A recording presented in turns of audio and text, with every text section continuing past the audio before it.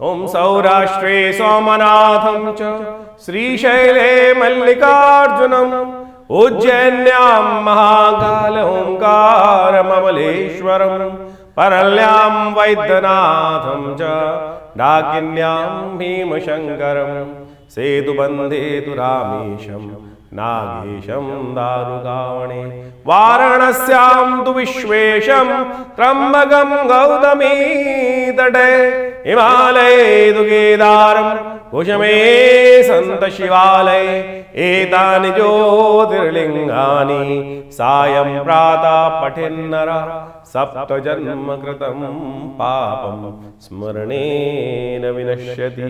ये परिवर्तन ऐसा परिवर्तन होने जा रहा है जो इस वर्ष का अंतिम सबसे बड़ा परिवर्तन आपके लिए साबित हो सकता है। लॉटरी खुलने के योग आपकी राशि में बनने की स्थिति बनती दिखाई दे रही है। ये आने वाले 3, 4, 5 महीने जो हैं, 6 महीने जो हैं, यदि आपके कार्य बिल्कुल ऐसे हैं कि यदि आपने थोड़ा सा अपनी चीज़ों को समझते हुए कार्य कर लिया तो ये लॉटरी खोलने के योग आपके लिए बना सकते हैं। चीज़ों को सही समझ लीजिएगा, हल्की सी चीज़ों को लीनियंटी ना लें बहुत ज़्यादा। 7.5 चल रही है, बस वही एक विघ्न उपस्थित करता दिखाई दे रहा है। नहीं तो ये बृहस्पति का ये परिवर्तन जो आपकी राशि में इस दिन शाम को करीब 17:24 पे होने जा रहा है, आपके चतुर्थ भाव में बृहस्पति का पदार्पण होने के योग बन रहे हैं। ये आने वाले 6 महीने आपके लिए ऐसे ही साबित होने वाले हैं कि कब पता नहीं लॉटरी खुल जाए।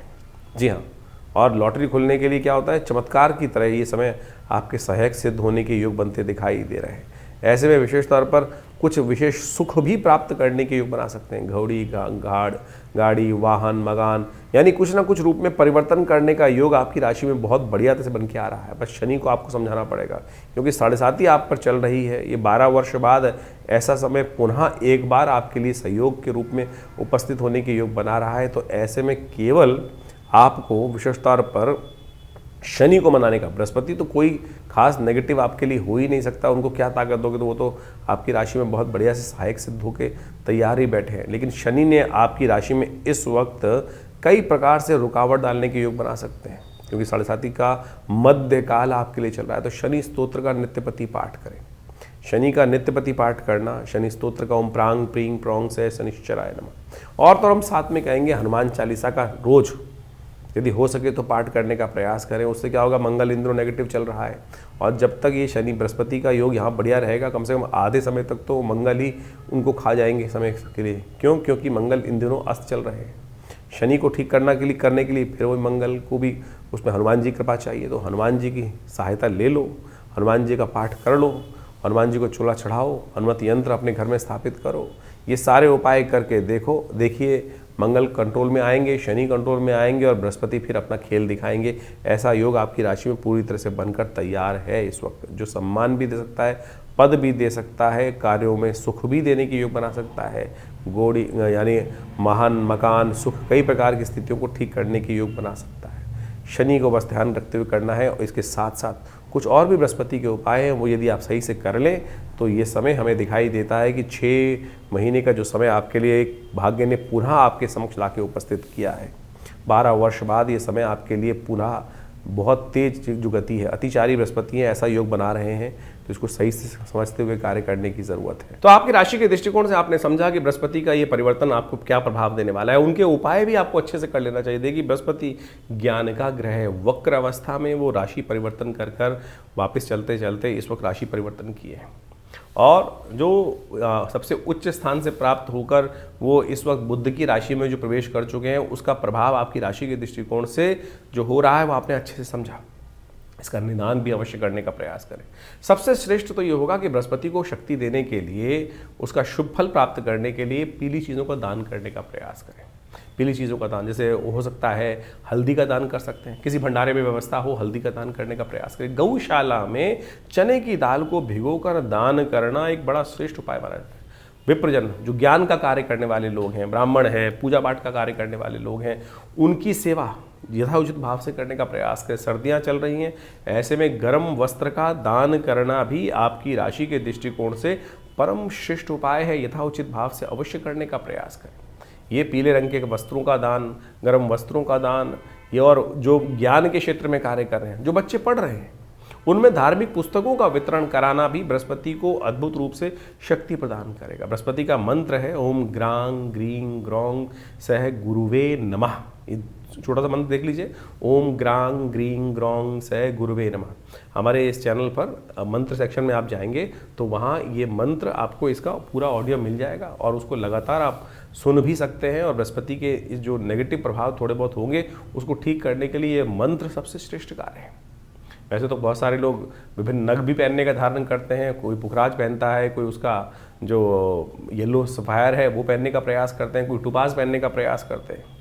तो हम कहेंगे सबसे श्रेष्ठ जो है वो आप बृहस्पति को शक्ति देने के लिए बृहस्पति का मंत्र जप करने का प्रयास करें, दान करने का प्रयास करें, वो आपको अद्भुत रूप से लाभ देगा। एक बड़ा श्रेष्ठ उपाय है बृहस्पतिवार के दिन व्रत कर कर केले का पूजन करना, केले के पेड़ पर हल्दी वाले जल को अर्पित करना। ओम नमो नारायणाय इस मंत्र का स्तवन करते हुए भगवान विष्णु स्वरूप उस केले के पेड़ का पूजन करने से भी बृहस्पति के बहुत सारे नेगेटिव प्रभाव है, ये हमने प्रत्यक्ष रूप से देखा है कि बिल्कुल दूर होने के योग बन जाते हैं। और शास्त्र विधि के अनुसार से पुराणों में इसको बहुत वृहद रूप से समझाने का प्रयास किया गया है। तो आपकी राशि के दृष्टिकोण से बृहस्पति का ये परिवर्तन आने वाले करीब करीब 6 महीने में बहुत महत्वपूर्ण प्रभाव उत्पन्न करने वाला है।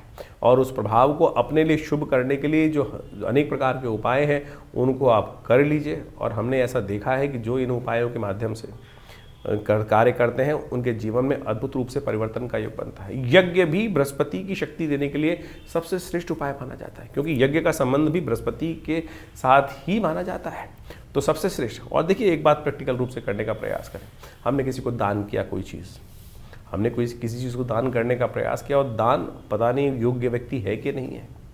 आपने रास्ते में चलते हुए किसी व्यक्ति को देखा, किसी बच्चे को देखा या कुछ भी, आज की तारीख में ज़माना बड़ा विचित्र है, और वो दान करने का हमने कर दिया और बाई चांस उस व्यक्ति ने उस दान के पैसे में किसी गलत कार्य में लगाया। और उस गलत कार्य में दान का पैसा लगने से क्या होता है कि जो दान करने वाला है उस पर भी यदि पुण्य में लगा है तो पुण्य प्राप्त होगा, अशुभ कार्य में लगा है तो उस अशुभ का भागी वो भी बाहर पड़ता है। तो इसलिए, और भारतीय संस्कृति में कहा यज्ञ विज्ञान के अनुसार से दान देवता के निमित्त करने का प्रयास करें। यज्ञ में जो आहुति देते हैं, जो हम आहुति देते हैं मंत्र के द्वारा, ओम ग्रांग ग्रीं ग्रौंग सह गुरुवे स्वाहा, इस प्रकार से मंत्र जाके जो चावल की आहुति, तिल की आहुति, घी की आहुति, अन्न की आहुति दी जाती है यज्ञ कुंड में, वो देवता तक प्राप्त होती हैं। और वो सबसे श्रेष्ठ दान है, वो सबसे श्रेष्ठ दान मान लीजिए। तो रविवार को, हर रविवार को हम आश्रम पे जो विवेकानंद योगाश्रम में यज्ञ इत्यादि करते हैं, जो नित्य प्रति यज्ञ चलता है, वैसे तो रविवार के दिन सामूहिक तौर पे आप भी उसमें बैठ सकते हैं। सुबह 8 बजे से लेकर 10 बजे तक उसमें भंडारे की व्यवस्था रहती है, रामायण के स्वाध्याय की व्यवस्था रहती है। तो उसमें आप आकर अपने ग्रहों के उपचार के लिए, नवग्रह शांति के लिए स्वयं उस यज्ञ में भी भाग कम से कम रविवार को तो ले ही सकते हैं। बाकी दिन तो हमारे आश्रम की तरफ से व्यवस्था है कि जनसाधारण सीधी तरह से आके नहीं बैठ सकते, लेकिन रविवार वाले दिन समस्त लोग जो भी हैं आश्रम में, चाहे वो कैसे भी हैं, वो आप आकर रविवार के दिन सुबह 8 बजे से लेकर 10 साढ़े 10 बजे तक जो कार्यक्रम चलता है उसमें सम्मिलित हो सकते हैं, कोई शुल्क नहीं है। तो इसलिए इन समस्त जो पद्धतियां हैं आपके ग्रहों के अनुसार से इन उपायों को समझने का प्रयास करें। लेकिन फिर भी राशि के दृष्टिकोण से तो हमने आपको समझा दिया, लेकिन अपनी स्वयं की जन्मपत्री में जो इन ग्रहों का प्रभाव होने वाला है उसको अच्छे से समझने के लिए, सूक्ष्म दृष्टि से देखने के लिए दशाएं क्या चल रही हैं, अंतर दशाएं क्या चल रही हैं, नवांश इत्यादि में ग्रह की स्थिति क्या है, कहीं बाहर से देखने में केवल राशि के दृष्टिकोण से कर ले तो वो उसको और सूक्ष्म दृष्टिकोण से देखने का हमको प्रयास करना चाहिए। वो डिटेल एनालिसिस के लिए आप स्वयं निजी तौर पर हमारे आश्रम के साथ संबंध स्थापित कर कर अपनी जो व्यवस्थाएं हैं आश्रम के द्वारा उनको समझकर अपने निजी परामर्श के द्वारा अपने जो भी समस्याएं हैं उनको निदान करने के लिए कार्य करने का प्रयास कीजिए। बड़े भाग्य से हमको समय मिला है तो उसको ठीक से चलाएं जीवन को और शुभ करने का प्रयास करें, परिवार में शुभ रहे। तो इस प्रकार से इस ग्रह के प्रभाव को आपने समझा और आगे समझ लीजिए। तो ज्योतिष की ग्रह गणनाओं के अनुसार से अभी आपने देखा कि दिसंबर में ग्रहों का ये परिवर्तन का जो योग बन रहा है, चाहे वो बृहस्पति का सबसे बड़ा परिवर्तन होने जा रहा है, बृहस्पति पुनः आप राशि में प्रवेश कर रहे हैं मिथुन राशि में, और उसका प्रभाव जिस प्रकार से होगा बहुत तेज गति से होगा। अतिचारी बृहस्पति जिस प्रकार से बहुत जल्दी राशि परिवर्तन करने का योग बना रहे हैं, इसका प्रभाव व्यक्ति के जीवन में विशेष तौर पर समझना चाहिए। जिन राशि वालों के दृष्टिकोण से जिस प्रकार का योग बन रहा है उसके अनुसार से आपको अपने जीवन में जो उपाय हमने बताए हैं उनको करने का सही रूप से प्रयास करना चाहिए।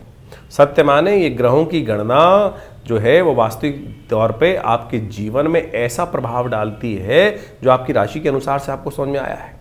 और इस राशि के अनुसार से यदि नेगेटिव प्रभाव है तो उसको ठीक करने के लिए जो उपाय सरल रूप से हमने आपके समक्ष उपस्थित किए हैं, समय समय पर उसको अवश्य करते रहना चाहिए। जैसे इन दिनों हमने आपको बहुत सारे जो तिथि के अनुसार से योग बताए हैं, उन सबको अच्छे से समझ लें।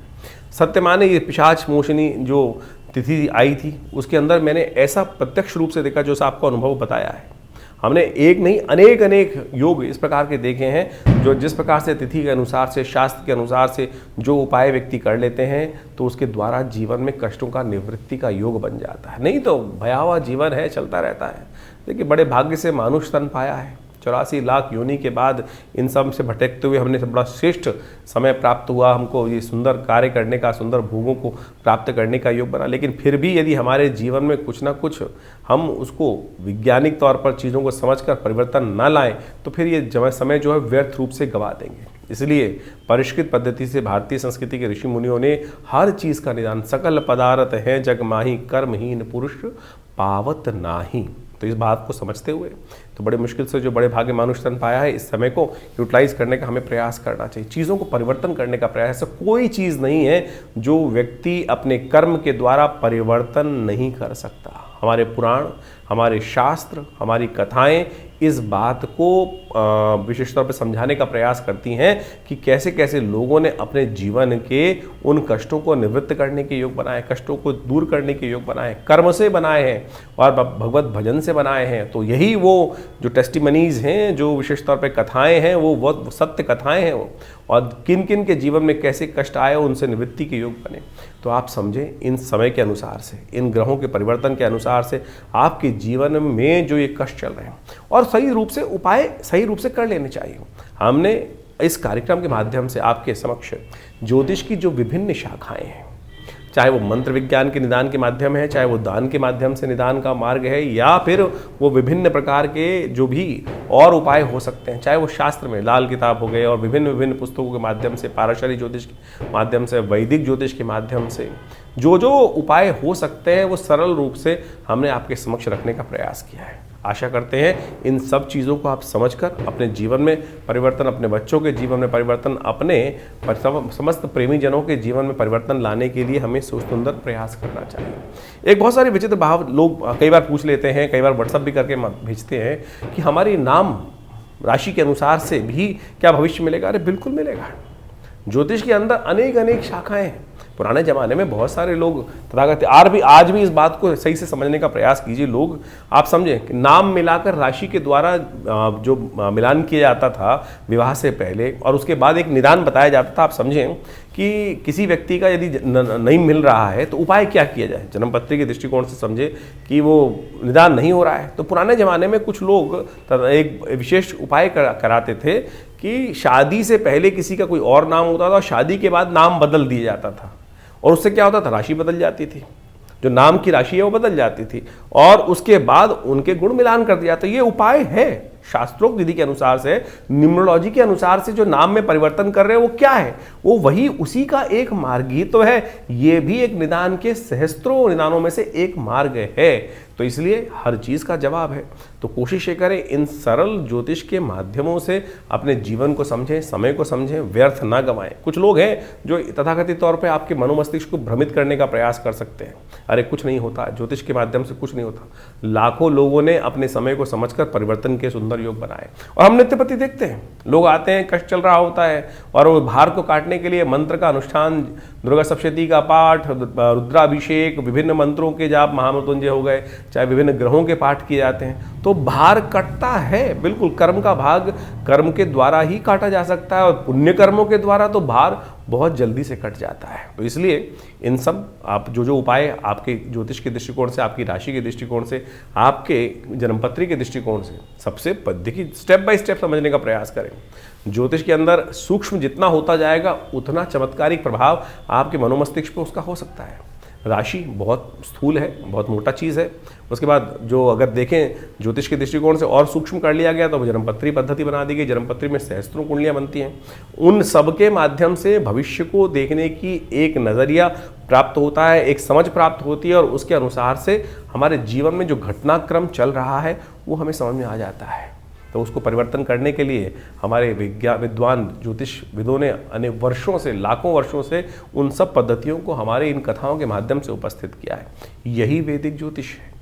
यही वैदिक ज्योतिष के माध्यम से हम आपको जो भी आपके जन्मपत्री में जन्म के अनुसार से चीज़ों को होने वाले हैं उन सब निदानों को बताने का प्रयास करते हैं। तो ये सब कथाओं को आप विश्वास के साथ, जो हमारा कार्यक्रम है उसको विश्वास के साथ समझने का प्रयास करें।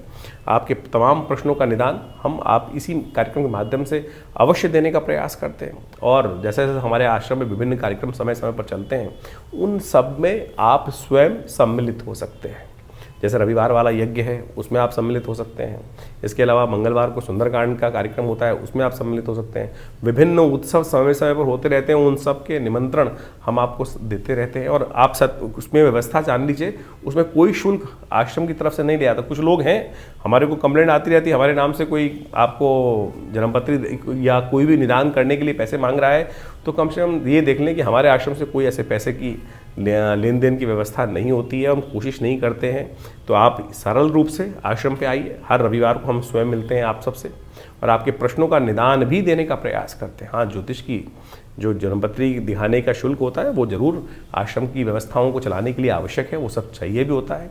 और आप चाहें तो आप स्वयं सम्मिलित हों भगवती के इस यज्ञ में, विभिन्न कार्यक्रमों में जो ये विवेकानंद योगाश्रम की तरफ से हम चलाते हैं। हॉस्पिटल भी चला रहे हैं, एक बहुत बड़ा जो 100 बेड का हॉस्पिटल है विवेकानंद योगाश्रम हॉस्पिटल। प्राकृतिक चिकित्सा, योग, आयुर्वेद, फिजियोथेरेपी और बहुत बड़ा भी एलोपैथिक का भी विंग हम आश्रम में उन व्यवस्थाओं में जोड़ने का प्रयास कर रहे हैं। आप सबके में हम साथ का अपेक्षा भी करते हैं। आइए, जुड़िए हमारी संस्था के साथ और जनमानस की सेवा में लगिए और परमात्मा के भजन में लगिए सत्य रूप से। और साथ साथ बहुत सारे और भी कार्य, चाहे गौशाला का कार्य आश्रम में चल रहा है, सदा व्रत का कार्य चल रहा है, यानी भंडारा भी चलता है, गरीबों को भोजन कराने की व्यवस्था होती है। हर महीने कम से कम आप मान के चले कि लाखों लोगों को, चाहे वो विभिन्न मार्ग से जो आयुर्वेदिक औषधियाँ हैं उनका वितरण कराने का हम प्रयास करते हैं। करीब करीब हमने जो अपनी व्यवस्था आश्रम की तरफ से देखी है तो करीब करीब हर महीने करीब हम 20 से 30 लाख रुपए की जो मेडिसिन्स हैं, दवाइयाँ हैं, जो विभिन्न हमारे को आश्रम में विभिन्न सहयोगों से प्राप्त होती हैं, वो सब पूरे क्षेत्र में हम वितरण करने का भी प्रयास करते हैं। सर्दियों में कपड़े, वस्त्र इत्यादि, गर्म वस्त्र इत्यादि वितरण करने का प्रयास करते हैं। गरीबों में खाने भोजन की व्यवस्था करने का प्रयास करते हैं। तो ये सब समाज के कार्य आश्रम की तरफ से चल रहे हैं। आप भी स्वयं इन सब कार्यों में जुड़ें। आप सबको ये जीवन में शुभ होगा, कल्याण होगा और आनंद के योग बनेंगे। धन्यवाद।